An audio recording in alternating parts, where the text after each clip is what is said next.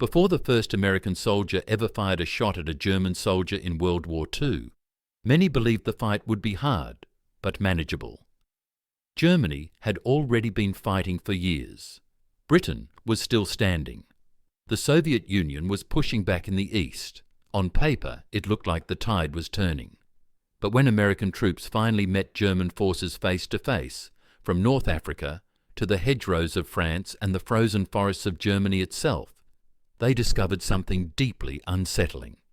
Fighting the Germans was not just difficult.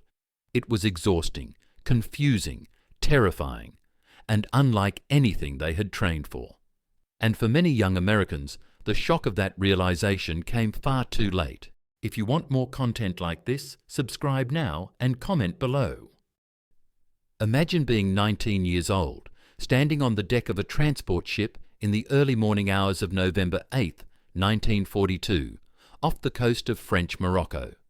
The sea is rough. The air smells like fuel and salt. You have a rifle you barely know how to use, a pack that feels too heavy, and orders that are vague at best. You were told this would be a soft landing, that the enemy here was weak. But within hours, you are under fire. Not from amateurs, not from poorly trained troops, but from disciplined German soldiers who move fast, shoot accurately, and seem to know exactly where you are before you even understand where they are. This was the first lesson. The Germans were not what many Americans expected. They were not clumsy or slow. They were not disorganized. They were professionals. And that professionalism had been built long before the war ever began. The German army, the Heer, entered World War II with years of planning behind it. Their officers were trained to think independently. German non-commissioned officers, the sergeants, were given real authority. A German Feldwebel did not need to wait for orders if the situation changed. He was expected to act. American soldiers, especially early in the war, were trained to follow orders closely. Initiative was encouraged, but the system was still rigid. Against an enemy that thrived on flexibility, that difference mattered. This became painfully clear in Tunisia in early 1943. On February 14th, near a place called Sidi Bou Zid, German forces under General Erwin Rommel struck American units of the US II Corps. The Americans were spread out, poorly positioned and inexperienced. German panzer units moved with speed and coordination. Tanks, infantry and artillery worked together as one machine. American units were isolated and hit one by one. Within days, the Americans were forced back toward Kasserine Pass. The Battle of Kasserine Pass, fought from February 19th to February 25th, 1943, became a harsh awakening. German troops used terrain expertly. They attacked through narrow mountain passes, knowing exactly how to funnel American forces into kill zones. German artillery was precise. Their anti-tank guns were well hidden. American tanks often advanced without infantry support and were knocked out quickly. Communication broke down. Orders were delayed or unclear. Panic spread. For the average American soldier, this was not just a defeat. It was a shock to the soul. Many had never been under fire before. Suddenly, they were facing an enemy that seemed calm, confident, and deadly. German machine gun crews could pin down entire platoons. Their MG-34 and MG-42 machine guns fired at terrifying rates, creating a wall of sound and metal that froze men in place. American soldiers would later say that the sound of a German machine gun was something you never forgot. But firepower was only part of the problem. German soldiers understood defense in a way Americans were still learning. They used camouflage expertly. A German position was rarely obvious. Foxholes were deep and well placed. Fields of fire were carefully planned. German units often let American troops advance, then opened fire from multiple directions at once. The first shots were not meant to kill. They were meant to stop movement. Once the Americans were pinned, mortars and artillery would finish the job. This method was repeated again and again, from Tunisia to Italy, from Normandy to the Ardennes, and each time it tested the nerves and endurance of American troops. Italy, in particular, became a nightmare. When American and Allied forces landed at Salerno on September the 9th, 1943, they expected hard fighting. But few imagined how slow and costly the advance north would become. The German army turned Italy into a series of defensive lines. Rivers, mountains, and narrow roads were used to maximum effect. The Gustav Line, anchored at Monte Cassino, became one of the most heavily defended positions in Europe. German troops dug into rocky ground, often under fire, creating bunkers that were almost invisible from the air. They positioned artillery on high ground, with observers who could call down fire with deadly accuracy. Every advance by American units was met with well-planned resistance. Progress was measured in yards, not miles. Days of fighting could end with almost no visible gain. For the American infantrymen, this kind of war was draining. There were no dramatic breakthroughs, no sweeping advances, just constant danger. Patrols at night, sudden mortar attacks, snipers who seemed to appear out of nowhere. German snipers were particularly feared. They were patient and skilled, often using captured American helmets or equipment as bait. A single shot could kill a man who thought he was safe. Weather made everything worse. In the winter of 1943 and 1944, rain turned roads into rivers of mud. Cold soaked into bones. Weapons jammed. Supplies were delayed. German units, accustomed to harsh conditions, adapted quickly. American troops struggled to stay dry and warm. Trench foot became common. Morale suffered. Yet even as American forces gained experience, even as leadership improved and tactics evolved, the Germans remained a formidable enemy. By the time of D-Day on June 6, 1944, many American units were better trained and better led. But the Germans defending Normandy were no less dangerous.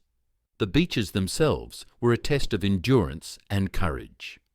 At Omaha Beach, American troops of the 1st and 29th Infantry Divisions faced German units from the 352nd Infantry Division. These were not second-rate troops. They were experienced soldiers, many of whom had fought on the Eastern Front. They occupied strong positions overlooking the beach. Their machine guns were pre-sighted. Their artillery was registered. When the first waves hit the beach shortly after 6:30 a.m., chaos followed. Landing craft were destroyed. Men were killed before they could even stand up. Units were mixed together. Officers were lost. For hours it seemed like the landing might fail. What saved the day was not a single heroic act, but countless small decisions by junior officers and non-commissioned officers who took initiative, just as the Germans were trained to do. Still, even after the beach was secured, the fight did not get easier. The hedgerows of Normandy presented a new challenge. These thick earthen walls, topped with dense vegetation, divided fields into small compartments. German defenders turned them into natural fortresses. They waited until American units approached, then fired at close range. Tanks could not push through without exposing their undersides. Infantry had to advance slowly, never knowing what waited on the other side of a hedge. German units were masters of counterattack. Even when forced back, they often struck suddenly at night or at dawn. They probed for weaknesses. They tested defences. An American unit that relaxed too much paid the price. Sleep was rare. Stress was constant. Many soldiers lived in a state of near exhaustion for weeks at a time. One of the most difficult things for American soldiers to understand was the German refusal to quit. Even when the situation was hopeless, many German units fought on. In places like the Hürtgen Forest, fought from September 1944 to February 1945, this stubborn defense cost thousands of American lives. The forest was dense, dark, and full of hidden dangers. Mines were everywhere. Artillery shells burst in the treetops, sending deadly fragments downward. Visibility was limited. Navigation was difficult. German defenders used the terrain perfectly. Small units held key points. They withdrew when necessary, then returned. The Americans committed division after division, gaining little ground. Casualties mounted, morale dropped.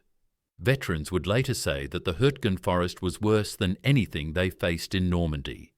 Then came December 1944. Many American soldiers believed the war was nearly over. They were wrong. On December 16th, before dawn, German forces launched a massive surprise attack through the Ardennes forest. Snow covered the ground, fog limited visibility. American units, stretched thin, were caught off guard. The Battle of the Bulge became the largest and bloodiest battle fought by the United States Army in World War II. German troops attacked with determination and skill. They used deception, infiltration, and speed. Some German soldiers even wore American uniforms to sow confusion. Roads were cut, units were surrounded, supply lines were disrupted. At places like Bastogne, American units were encircled. The 101st Airborne Division held the town against repeated attacks. German artillery pounded their positions. Supplies ran low. The cold was severe, yet the Germans could not break them. Still, the pressure was intense. Every attack felt like it might be the one that succeeded. For the American soldier, fighting Germans was hard not just because of the enemy's skill, but because of the constant uncertainty. The Germans adapted quickly. When one tactic failed, they tried another. They used combined arms effectively. Tanks, infantry, engineers, and artillery worked together. Their command structure allowed rapid decision-making. German weapons also played a role. Their machine guns dominated the battlefield. Their anti-tank weapons, like the Panzerfaust, were deadly at close range. American tank crews learned to fear hidden German infantry. A single soldier with a Panzerfaust could knock out a Sherman tank in seconds. But perhaps the hardest part was psychological. German soldiers projected confidence. They moved with purpose. Even when retreating, they did so in an organized way. American soldiers often found themselves fighting an enemy that seemed always prepared, always alert. Over time, the US Army learned. Leadership improved. Training changed. Units became more flexible. Coordination improved. By 1945, American forces were highly effective, but the cost of that learning was high. Tens of thousands of American soldiers were killed or wounded before the lessons were fully absorbed. When American troops finally crossed into Germany in late 1944 and early 1945, the fighting remained fierce. German cities were defended street by street. Snipers hid in rubble. Booby traps were common. Even teenagers and older men were thrown into the fight. The war only ended when there was nothing left to defend. Looking back, what made fighting Germans so hard was not a single factor. It was the combination of training, leadership, discipline, weapons, terrain, and mindset. The Germans were a professional army fighting for survival. American soldiers had courage, resilience, and growing skill, but they had to earn those qualities under fire. Every battle was a lesson written in blood. Every mile forward was paid for by men who learned, too late, just how hard this enemy would be.